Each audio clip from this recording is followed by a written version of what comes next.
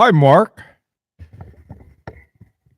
Sound and video okay? Let me get this thing straightened out. John, how are you? Audio and video, good, great. I had to fix something. I'm going to do a little. My This is my lighting technician. Open up. There we go. A little more light in here. My light stick.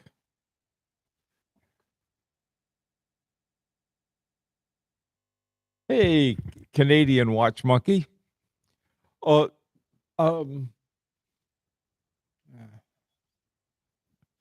one of our neighbors cut down a bunch of these great big pine trees, and there's a whole lot more light coming in our window. So that's sort of an interesting kind of thing.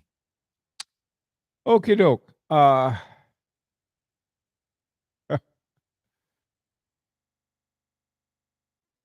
Oh, great. Hey, give Tim my best. What's he been up to? Haven't heard from him for a while. Hey, Brian. Jerome from Marseille. How are you again? Great to see you guys. Um, this afternoon, we are going to, I think, which is it's an impossible kind of fun to have. All right, because w- what I'd like to do is to say, okay, well, if I could choose any one watch I want, and I couldn't sell it or trade it, but any watch, it's sort of like we did on the video on Friday, except this is any watch anywhere. Uh, it's a very difficult problem, but one of the things that I realized is that this would be in the context of somebody's collection. Let's say, for example, you really had a great watch for travel watch, okay, and you got two time zones and different day night things, a lot of good indicators on it, and you got a great moon phase. You have three divers. I don't know why people like divers so much, but they do. And so that would be a different choice perhaps than somebody with a different kind of collection. And so that's what, given the context of your collection, what would a watch be? So you have anyone you wanted, you couldn't sell it, you couldn't trade it, but this would be something that you'd have forever. And you think you could enjoy forever. You probably can't afford it now or later. The one I chose, that's that. Uh, so let's see what you guys have come up with. Let's see if anybody got started. Hey, football fan, how you doing? Um, Oh man, John, freezing rain got your power grid in Montreal. Man, I can't. Freezing rain is the worst. Sorry about that. One of the interesting things about Montreal that I found out when I was there is that most of the roofs are flat uh, instead of gabled because the wind is such, it just blows all the snow off. It works better that way. Uh, de Bethune, any which one. Great choice. That would be a great choice. Hi, hater. Uh, Mark, you want the resonance, FP Journ's resonance. Okay. Oh, watch it. You have no audio? Uh, Anybody else having problems with audio? Okay, that it should be fine. Okay, fan, it's probably on your end this time, not mine. Turn up your sound. Okay. Uh, no, no, all good. Okay, everything's good. That's great. Okay, good, Ken. Okay, so you have a De Bethune, an FPJ resonance. One of the ones that I did consider that I've always really wanted would be FP Journe Chronomet Optima. Not the one with the both the what do they have? A Remontoir Egalite and a Tourbillon. I just want one just with the Remontoir Egalite. But what I wanted, I thought about it for a while, and the one I think I would like would be Series 3 from Roger Smith. That was what I was thinking of. I had thought about, like I said, since we can have anyone we wanted, that would be one I would wear. The Series 3 has a retrograde um, date on it. Now, did I not have the other watches in my collection that I have, there may have been different watches I would have wanted. But this was given the watches that I have, that would be the one I thought, boy, that would be the one I really want to have. Okay, Washington football fan at work. Was I tell you this, what I found out I had on my special, I don't know, DJ board or whatever it is, that I had these sliders were down low, which was turned out that was what turned off the microphone.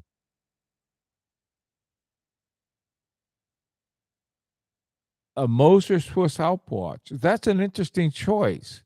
I've got the Moser, they're called double hairsprings, which has somewhat of the same shape as that. There are a lot of Mosers I'd like, but why not a George Daniels? That was the other one I was thinking about. Yeah, George Daniels would also be. I don't know. It's really funny, uh, Hater. For some reason, I'd be afraid to wear a George Daniels, but I wouldn't be afraid to wear a Series 3 from Roger Smith. Go figure, right? No, I that definitely was one I had thought about. Um, with a follow-up generation of watchmakers, uh, Altier, what's it, Dufour's daughter. Oh yes, Daniela Dufour. Something I've got I've got plans. I've already got her future worked out for me.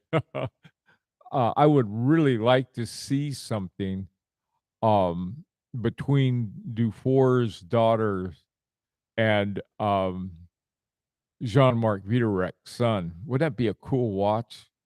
Jeez. I know exactly what I'd want. I gotta talk to our designer about that. Any Philippe Dufour, yeah. I like the simplicity, but the duality wouldn't be bad either. Hi, Tim. We're talking about what watch if you could have any watch you wanted. Hi, Rich. Um, Halter. Did I say halter? I meant hater. I was talking to hater. Let me see some other. I'm trying to think of some other watches I considered. That young guy, that young French guy. Um, uh, the I forgot his name, but he the ones he makes are really beautiful watches, and then they wind them up with a key, which I think is sort of interesting. Tim, now you've got a number of Roger Smith ones, and then you have the Dufour Simplicity.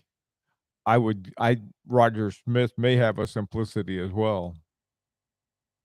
Sylvain, I think. Sylvain. I'm not sure what that is, Hater. You got me. Gautier. Oh, yes. Boy, Romain Gautier. Oh, boy. That would be another one. I got pretty close to that with my Chanel. I think that was, Rex Heppy. That's another one. Jeez. See, this is a problem. There's too many really excellent ones. Um, I met Heppy the first time that he was at the Watch Time show in New York. We had a great time talking to the guy, and this was before he started winning awards. But I asked him, I said, "How come you have yours under, have a lower Hertz rate on it?" And he didn't quite understand because his at the time his English wasn't almost as I mean, his English was better than mine, but it wasn't he couldn't understand what I was talking about, so we finally figured it out, and he said one of the things that he liked about slower, frequency rates is you can see what's going on a lot more, looking at uh, the oscillation of the balance wheel, and he's right.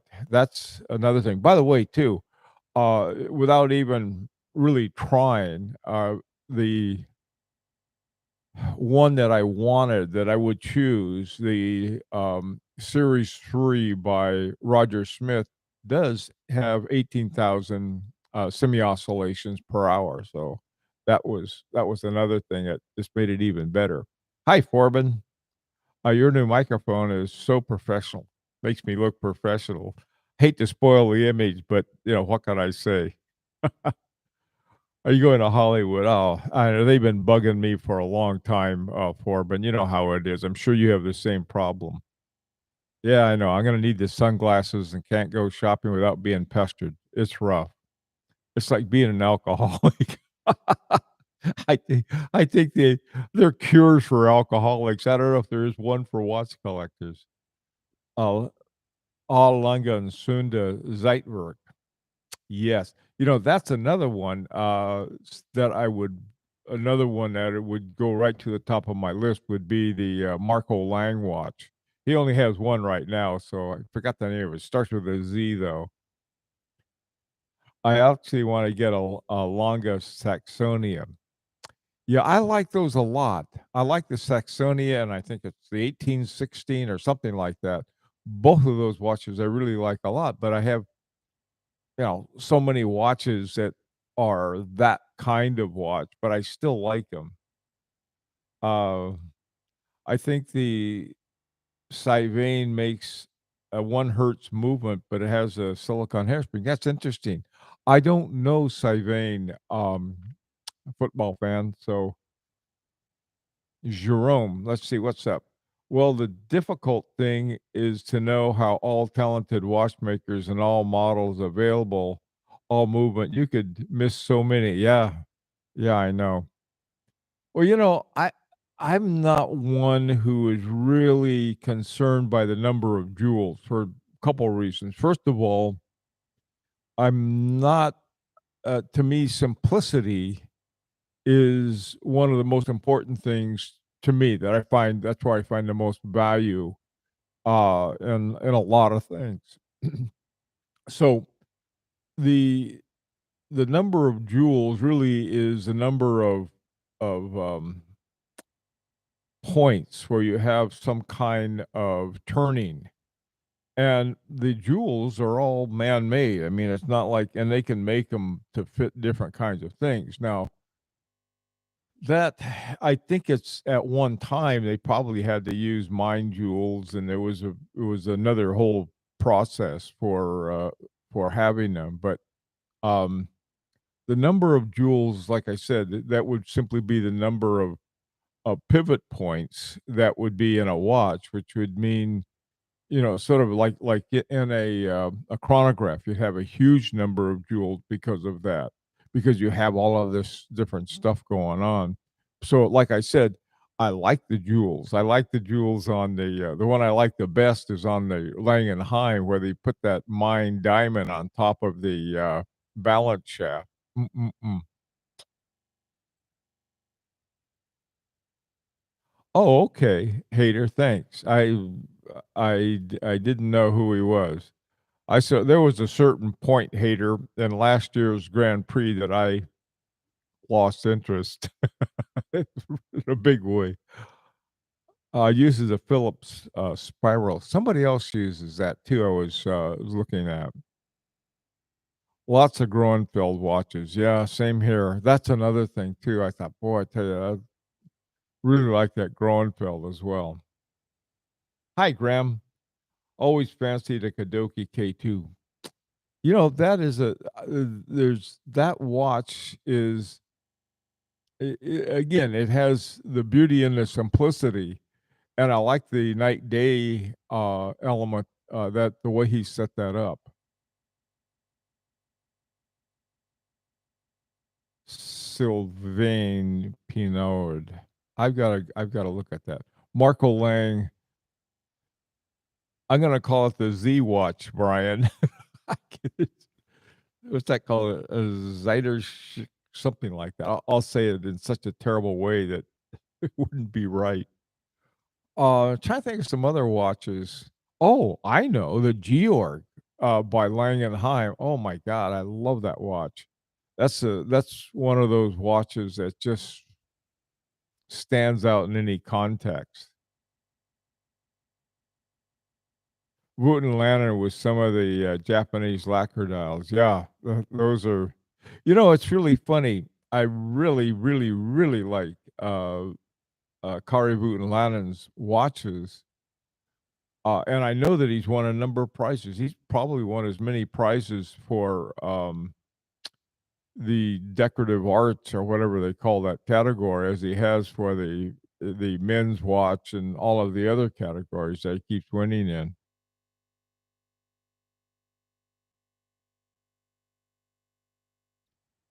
What is a Phillips spiral? It's a type of hairspring, and I just read about it the other day. I forgot where it was.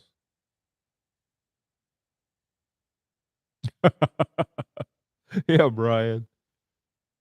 I'm a simple man. Rolex GMT Master 2 Pepsi bezel. Okay, that's whatever floats your boat, really. I mean, why get a I mean, I don't think somebody should feel obliged to get anything other than they really, really want and would really, really wear. Uh,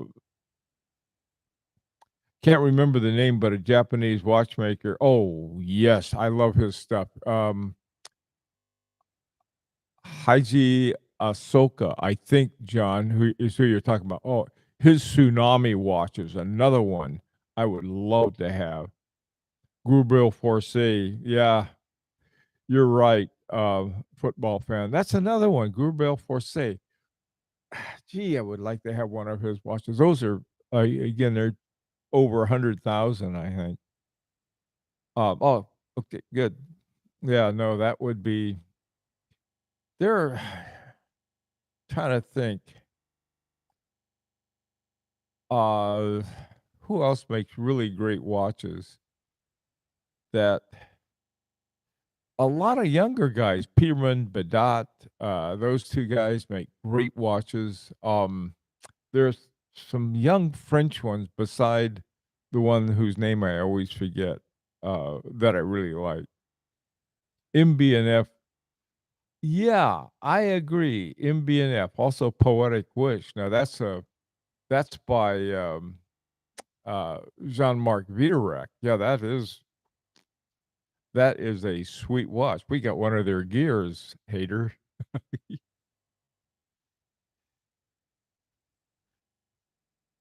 Sweat. I'll go for that. Um, the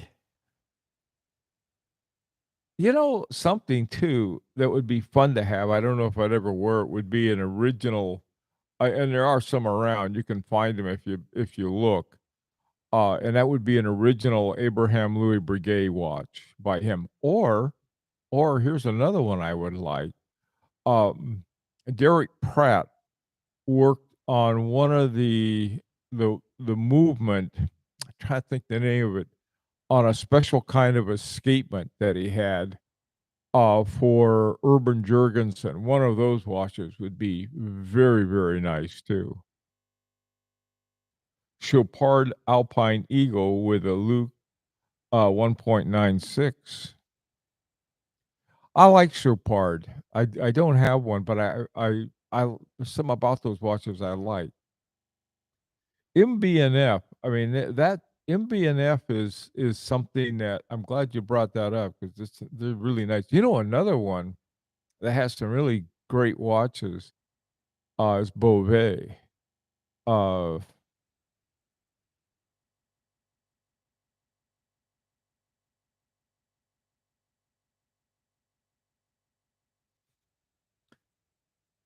let me think who else. I used to, I guess pre-silicon, Patek Philippe, a lot of those I like. Um, see, what are some of the really great ones that would be fun to have that are just priced? There was a guy, can't think of his name, who had some. Let me see if I can find it real quick. That I think uh, is very much underrated.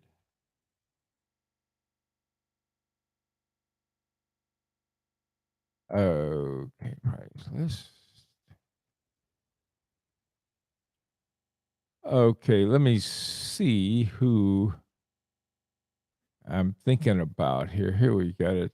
Oh, Ferdinand Berthold. His stuff I really like. Brilliant watchmaker. Um, oh yeah, Sylvain Pinard, of course. Yeah, that was one you guys were just talking about. His stuff is really fantastic. Um, let me see.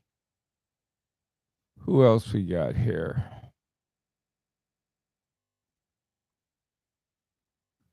I know there seems to be one I'm leaving out.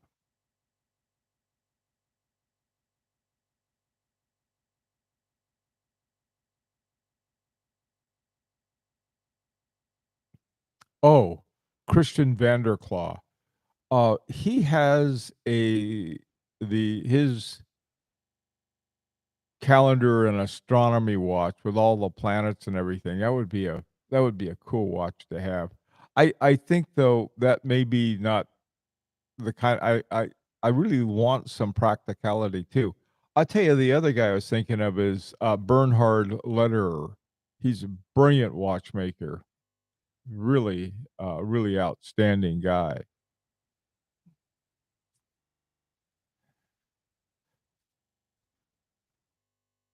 Hey, Ken, Armin Strom. Yes.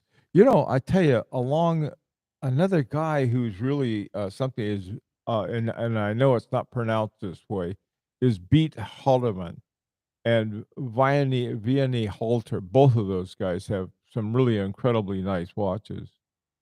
The new JLC Reverso Dual Face Tourbillon. Calabrese, yeah, the Golden Bridge by some of these, Jerome, that one in particular, that one may even be obtainable. I think if you can find, you keep your eye open, every now and then one of those comes up for, under 5,000 even. I honestly think that the Chopard with the Geneva seal movement and case is the best integrated bracelet around.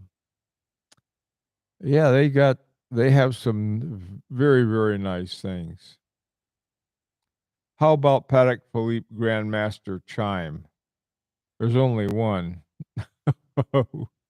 with their silicon bouncing around in there. I don't know.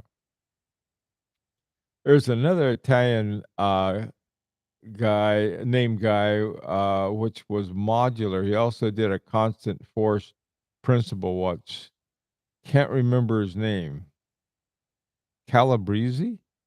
Oh, yeah, yeah, yeah, yeah, he's got that. There's a really neat module that he made. May as well shout out for the locals. Oh, McGonigal. The You don't have to shout out for him as a local. He is spectacular. He really makes great watches, Owen. Hey, Eric, how you doing? Yeah, no, McGonigal. I tell you another source that is a place that, if you want to save some time on finding them, the whole list of some of our best watchmakers, or some of the best watchmakers, are on the members list of the AHCI, like Sven Anderson, Ludovic Boulard. He's the guy that has those wonderful watches that have the upside down watch with that brilliant stuff. Let me see who else we got here. Um, David Can Do, his stuff was really neat. Can Do's got something that he's got these hidden crowns, and you got to know where to push, and the crown pops up, and then you can wind the watch. But that's sort of his thing that is really very interesting. Yeah, Vianney Halter and Beat Halterman are two really great ones. Let's see.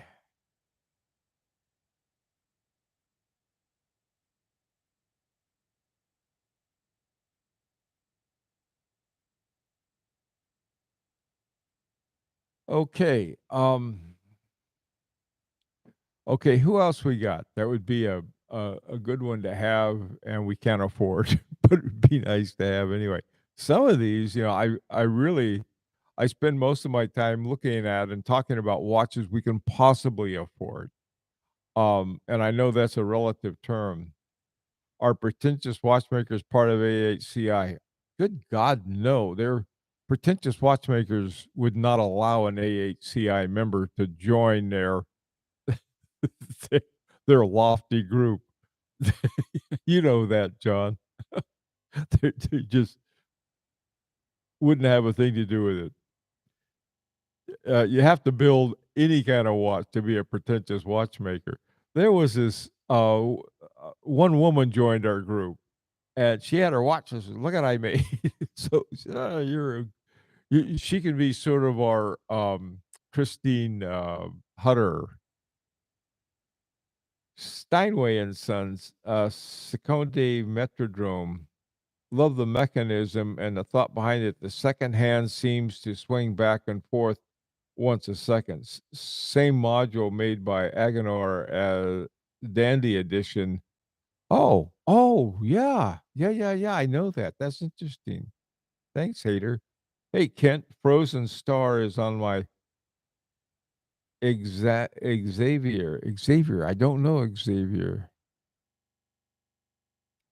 Watch Monkey really likes that reverso dual face. Um, no, there's probably you know anything by a really tip top watchmaker. Marco Lang, for example, anything he does is just comes out great. Um, the Vita Rex, anything they make comes out great. Can't think of anyone right away, but has a lot of great ones. The thing about Vita Rex is that I think that our watch was the only one that was actually only watch that was made by Agenor. It was and it wasn't, but it was the movement was made, the movement was assembled, the watch was assembled. So I'll give them credit for it.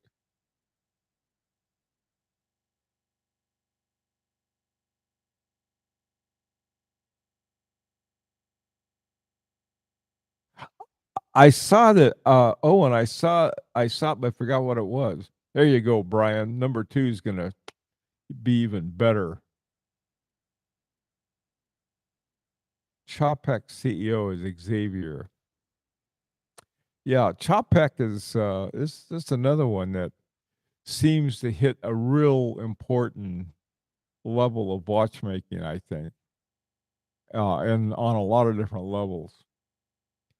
Well, anyway, like I said, the purpose of this was to, beside getting my microphone fixed, the purpose of our chat today was for I really wanted to when I start thinking about those things, when I start thinking about if I had a choice of any watch, what I can do is think about, what are the horological values that I really have.